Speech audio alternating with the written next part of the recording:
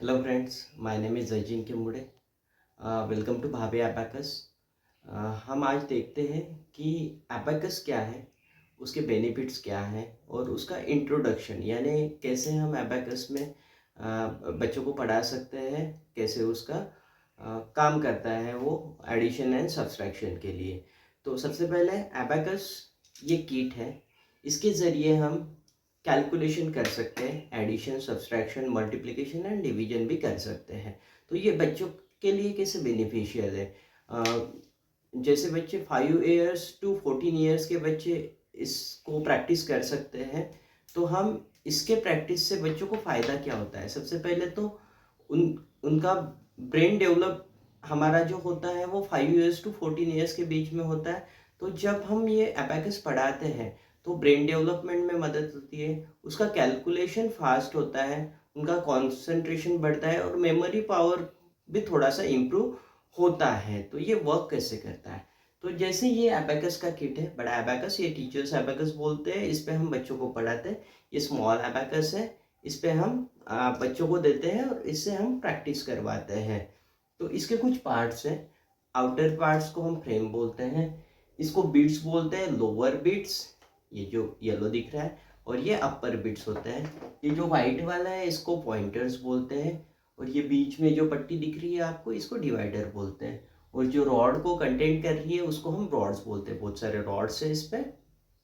तो इसमें हम क्या करते हैं, सबसे पहले तो बेसिक इंट्रोडक्शन में हम बच्चों को पढ़ाते हैं कि पेंसिल का होल्डिंग पोजीशन और आपके हाथ कैसे होनी चाहिए। तो पेंसिल का होल्डिंग पोजीशन ऐसा होता है राइट हैंड में, और हम ये 2 उंगली से ही सब एक्टिविटी करते हैं एबाकस में। तो ये हो गया हमारा 1 2 3 4 5 6 7 8 9 के लिए, और ये 10 20 30 40 50 60 70 80 90 के लिए। तो ये 4 फिंगर्स का यूज करके हम पूरा कैलकुलेशन करते हैं। तो सबसे पहले बच्चों को हम पढ़ाते हैं कि एबाकस पे, इसको हम पॉइंटर्स बोलते हैं। तो सेंटर वाला पॉइंटर जो यहाँ पे बना हुआ है, सेंटर वाला पॉइंटर्स पे हम सारी एक्टिविटी करती हैं 1 2 3 4 5 6 7 8 9 के लिए। उसके बाद में फिर ये यूनिट रॉड होता है, यहाँ पे यूनिट जो भी आपके कैलकुलेशन होंगे। फिर टेंस रॉड बोलते हैं इसको, सेकेंड वाला रोड लेफ्ट साइड में चलते जाएंगे तो टेंस रॉड, फिर 100 रॉड, 1000 रॉड, 10,000 रॉड, और उसके आगे भी हम कैलकुलेशन कर सकते हैं। बेसिक एडिशन सब्सट्रैक्शन ये सारी चीज़ें हम बच्चों को पहले लेवल में, दूसरे लेवल में पढ़ाते हैं। उसके बाद में थर्ड लेवल से उनका मल्टीप्लिकेशन और उसके बाद में डिवीजन भी चलता है। तो इस तरह से हम बच्चों को पढ़ाते हैं। अब होता क्या है, करना क्या है, एबाकस में क्या पढ़ाते हैं हम, सबसे पहले तो अपना एबाकस का जो पोजीशन है ना, इसको जीरो पोजीशन बोलते हैं। पूरे नीचे वाले बिट्स नीचे हैं, ऊपर वाले बिट्स ऊपर है, इसको जीरो पोजीशन बोलते हैं। अब अगर हम इसको एक बिट्स अप कर देंगे तो इसको बोलते हैं 1। ये हो गया, यहाँ पे जितने बिट्स हो गए चिपक के, ये डिवाइडर को या पॉइंटर को उसके हम मेजर करेंगे। ये हो गया 1, ठीक है, ये 2, ये 3 और ये 4। यहाँ तक लोअर बिट्स 4 तक होते हैं। उसके बाद में ये जीरो पोजीशन। अगर 5 करना है हमें तो 5 के लिए ये बिट्स नीचे करेंगे, ये हो गया 5। फिर 6 करना है तो 6 7 8 एंड 9। इस तरह से 9 बच्चों को हम पढ़ाते हैं 1 to 9, ठीक है। तो इसको हम फ्लैश कार्ड पे भी बताते हैं। जैसे ये हो गया 1, ये हो गया 2 3 4 5, ये हो गया 5। ऊपर का बिट्स नीचे आया गया तो 5, फिर 6 7 8 9। तो 9 तक हम पढ़ाते हैं।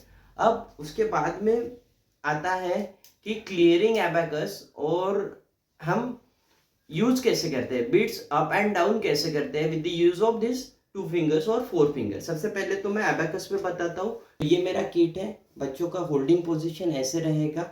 इस प्रकार से हम पेंसिल को पकड़ने के लिए बोलेंगे, और इस तरह से फिर किट को ऐसे पकड़ना है। इसको बोलते हैं क्लियरिंग एबाकस। पहले उसको टिल्ट करना है, फिर फ्लैट करना है, सीधा रख देना है, अब देखो ऊपर वाले बिट्स चिपक गए हैं डिवाइडर को और नीचे वाले नीचे। अब हमें क्या करना है, ये जो 5 वाले बिट्स है उसको ऊपर लेके जाना है। तो ये इसको हम पिंचिंग बोलते हैं, चिमटी जैसा करना है और इसको यहाँ पे रखना है और धीरे धीरे ऐसे सरकाते जाना है। तो जो 5 वाले बिट्स है वो पूरे ऊपर हो जाएंगे या अपर बिट्स पूरे ऊपर हो जाएंगे। ये हो गया हमारा 0। फिर मैं अब अबेकस पे बताता हूँ कैसे करना है। हाँ, ठीक है। अब +1 अगर करना है तो हम यूज करेंगे थंब को, राइट हैंड थंब। +1 करना है तो ये पॉइंटर पे यूज करेंगे, इसको बोलेंगे +1। ठीक है।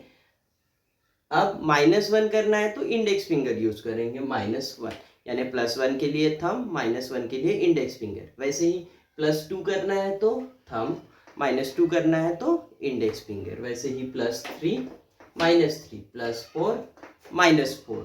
ये सिंपल एक्टिविटी हो गया। आपको थंब से करना है +1, +2, +3, +4 तक। फिर -1, -2, -3, -4 के लिए हमें करना है इंडेक्स फिंगर से। अब +5 कैसे करेंगे? +5 इंडेक्स फिंगर यूज करना है और -5 के लिए भी आपको इंडेक्स फिंगर यूज करना है। तो ये हो गया 5 तक। अब 6 करना है तो कैसे करेंगे हम?